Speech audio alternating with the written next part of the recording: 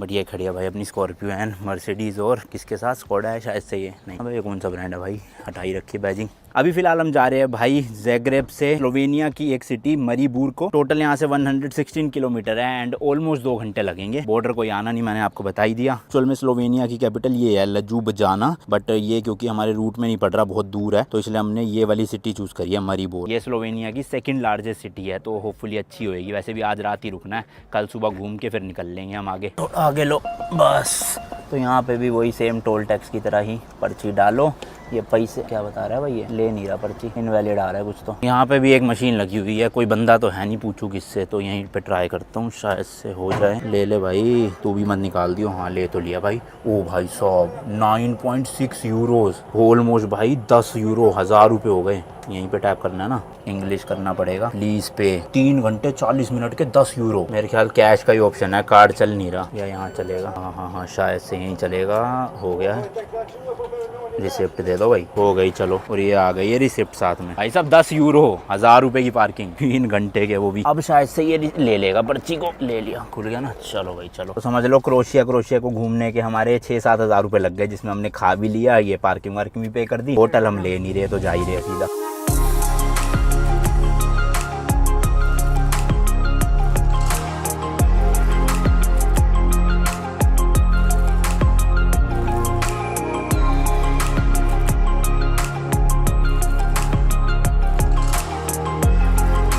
Crochet में एक और टोल टैक्स आ गया है क्योंकि आगे हाईवे चलेगा पूरा। अभी हमें पे नहीं करना, खाली पर्ची लेनी है। बहुत बाहर की तरफ है भाई, दे दो ये लेट्स गो। बादल भी भाई प्रॉपर काले काले होते जा रहे हैं, तो लग रहा है स्लोवेनिया में बारिश पड़ेगी या हो सकता है यहाँ पे भी बारिश पड़े, क्योंकि हाईवे पे स्ट्रेट 60 किलोमीटर आगे जो है वो कंट्री चेंज हो जाएगी।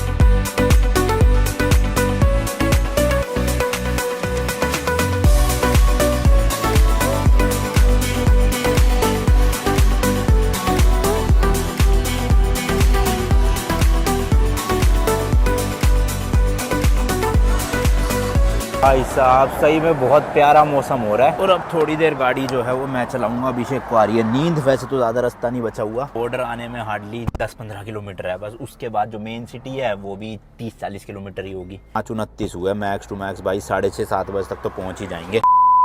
चलो भाई कंट्री एग्जिट करने से पहले फाइनली टोल भी आखिरी आ गया है। यहाँ पे पे करते हैं और बाय बाय बोलते हैं फिर क्रोशिया को। चलो यहाँ तो बंदा बैठा हुआ है भाई, कोई 50-60 किलोमीटर चले हैं, मतलब ये कितना ही था 60 किलोमीटर का हाईवे। और भाई साहब 700 रुपये लगभग। ये बोर्ड आ गया भाई मरीबूर का, मतलब कि स्लोवेनिया में। तो भाई बॉर्डर आ गया है फाइनली क्रोशिया का यहाँ पर। बट आप देख सकते हो यहाँ पे कोई भी कैबिन वैबिन नहीं है, खाली कर रखा है, फ्री पैसेज है, बस आराम से निकल जाओ। जब ये शेंगन कंट्री नहीं बनी थी उससे पहले ऑब्वियसली यहाँ पे बॉर्डर था, पूरे डॉक्यूमेंट चेक होते होंगे क्योंकि आप नॉन शेंगन टू शेंगन में जा रहे थे। बट अब क्योंकि ये शेंगन बन चुकी है इसलिए पूरा का पूरा खाली है, तो बस चलते जाओ मस्त। यही लगभग 400-500 मीटर के बाद स्लोवेनिया का बॉर्डर भी आ चुका है। अब ये भी एंट्री देख लो आप भाई, खाली पड़ा हुआ है पूरा, कोई यहाँ पे कैबिन वैबिन नहीं है। पहले हुआ करते होंगे तो होते होंगे भाई, अब लेकिन हटा दिया तो बंदा आराम से निकल सकता है, मतलब रुकने की भी जरूरत नहीं पड़ती भाई, सीधा निकलते जाओ। ये भाई हमारी इस ट्रिप की 13th कंट्री है और बाय रोड अपनी स्कॉर्पियो के साथ 12th कंट्री है। अब ऑफिशियली हम बोल सकते हैं भाई वेलकम टू स्लोवेनिया। एंड हल्की हल्की बारिश शुरू हो गई है भाई, बूंदाबांदी थोड़ी। यहाँ से मेन सिटी सेंटर तक का जो रास्ता है वो केवल और केवल 40 किलोमीटर का है। गूगल मैप पे 28 मिनट दिखा रहा है क्योंकि प्रॉपर हाईवे होंगे भाई, इसलिए 40 किलोमीटर सिर्फ 28 मिनट में। देखो अब भाई जितने भी डॉक्यूमेंट्स है ना हमारे, उनको निकालने की जरूरत नहीं पड़ा करेगी, ना ही पासपोर्ट की जरूरत पड़ेगी रास्ते में। हाँ पुलिस वाला कोई रोक ले चालान के लिए तो वो देखने को कह सकता है, कारनेट, वीजा या आरसी वगैरह, बट बॉर्डर कोई नहीं आने वाले अगले 28 दिनों के लिए। अब जितनी भी फॉर्मेलिटीज होगी ना वो सब होगी जब हम यूरोप से एग्जिट लेंगे एंड यूके में एंटर करेंगे तब वापस से वही पुराने वाला प्रोसीजर चलेगा। तो आप लोग भी बेचारे परेशान हो गए थे कि हर वीडियो में बॉर्डर दिखाए जा रहे हो, बट अब अगली 27-28 वीडियोस में कोई बॉर्डर नहीं आएगा, ना हमारे लिए टेंशन ना आपके लिए टेंशन, मस्त बस अपना चलते रहो। और अब जो भी कंट्रीज आने वाली है ना भाई, बड़ी बड़ी कंट्रीज है सारी, हर जगह हम 2-2 3-3 दिन रुकने वाले हैं, अच्छे से एक्सप्लोर भी करने वाले हैं। वरना ये जो पीछे की नॉन शेंगन कंट्रीज थी, हम एक दिन के लिए जाते थे, अगले दिन घूमा फिर निकल गए। अब आने वाली कंट्रीज में ऐसा नहीं होगा, मस्ती से घूमेंगे और आपको भी अच्छे से घुमाएंगे।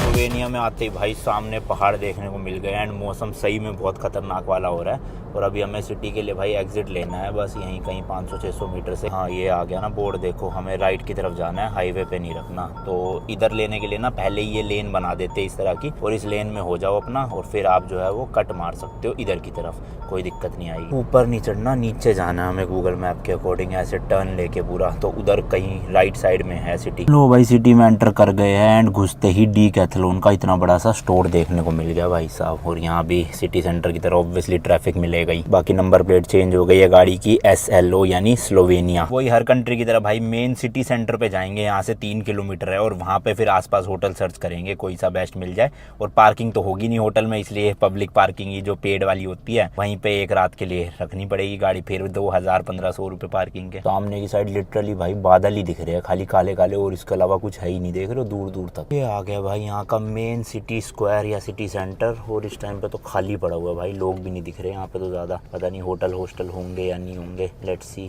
ढूंढते हैं कहीं पे। भाई साहब जितने भी होटल है सबके सब 8000, 9000, 10000, एक ये 5000 का है, वो भी मेरे को लग रहा है। हाँ देखो रूम विद शेयर्ड बाथरूम है। बस स्लोवेनिया तो बड़ी महंगा देश निकला भाई साहब। लो भाई बोल ही रहा था, और शुरू हो गई है तगड़ी वाली बारिश, पर अच्छा अपनी सनरूफ धुल जाएगी मस्त। अभी बहुत ज्यादा थकान हो रही है, होटल मिल नहीं रहा है, दिमाग खराब हो रहा है इतने पैसे देख देख के। यार आप देखो एक नॉर्मल टूरिस्ट क्या होता है, आता है घूमता है, रात को थक के अपना होटल में सो जाता है। बट एक यूट्यूबर की लाइफ देखो भाई, पूरे दिन घूमो भी, शूट भी करो, खाना वाना खाओ या जो भी करना है, गाड़ी भी चलाओ, पर रात को आके भाई एडिटिंग भी करो, फिर अच्छा इंटरनेट ढूंढ के भाई उसको अपलोड करके शेड्यूल भी करो, थंबनेल भी बनाओ, फिर जाके जो है थोड़ा बहुत टाइम मिलता है और अपने लिए मतलब सो जाओ या रेस्ट कर लो बस भाई। तो अब एक और मिला है भाई, हॉस्टल M करके, यहाँ से 2.5 किलोमीटर है। इसमें प्राइवेट रूम दिखा रहा है विद प्राइवेट बाथरूम, अराउंड 4116 रुपए का, और 3 रूम बचे हैं। होपफुली मिल जाए भाई, वरना फिर भटकना पड़ेगा। चलो भाई फाइनली जाके अब एक मिल गया है रूम, 40 यूरोस, 4000 में। अब एक गेट खुला रह गया लेफ्ट वाला, पार्किंग भी है, चलो ये भी बढ़िया है उसी में। एंड बारिश भी भाई रुकी गई, हल्की हल्की आ रही है बस। तो ये काइंड ऑफ है तो हॉस्टल ही, बट प्राइवेट रूम मिल गया और साथ में अपनी पार्किंग भी मिल गई फ्री में। बताओ कहाँ 8-9 हजार के रूम थे, और ये 40 यूरोस यानी 4000 रुपए में विद पार्किंग मिल गया। दूसरी कंट्री से भी सस्ता, लास्ट कंट्री में 5000 रुपए दिए हमने 50 यूरो, और जहाँ डर रहे थे भाई वहीं पे ही सस्ता हो गया। अच्छा एरिया लग रहा है भाई, ग्रीन ग्रीन सा पूरा मस्त। वो सामने रिसेप्शन बना रखा है एंड यहाँ से एंट्रेंस है। हॉस्टल बेड भी यहाँ पे 20 यूरो का मिल रहा था एक, तो दोनों का वही 40 यूरो में मिलता, उतने में हमें प्राइवेट रूम मिल गया। हालांकि है छोटा सा, बट ठीक है भाई, है तो प्राइवेट ना कम से कम, और बाथरूम भी अपना। भाई साहब इन्होंने तो कॉफी मशीन वगैरह सब लगा रखी है यहाँ पे, ऑब्वियसली पेड है ये, पैसे डाल के यूज करनी पड़ेगी। एंड घुसते ही ग्राउंड फ्लोर पे ही अपना रूम है 101। वैसे तो ये एरिया ठंडा ही है मेरे हिसाब से,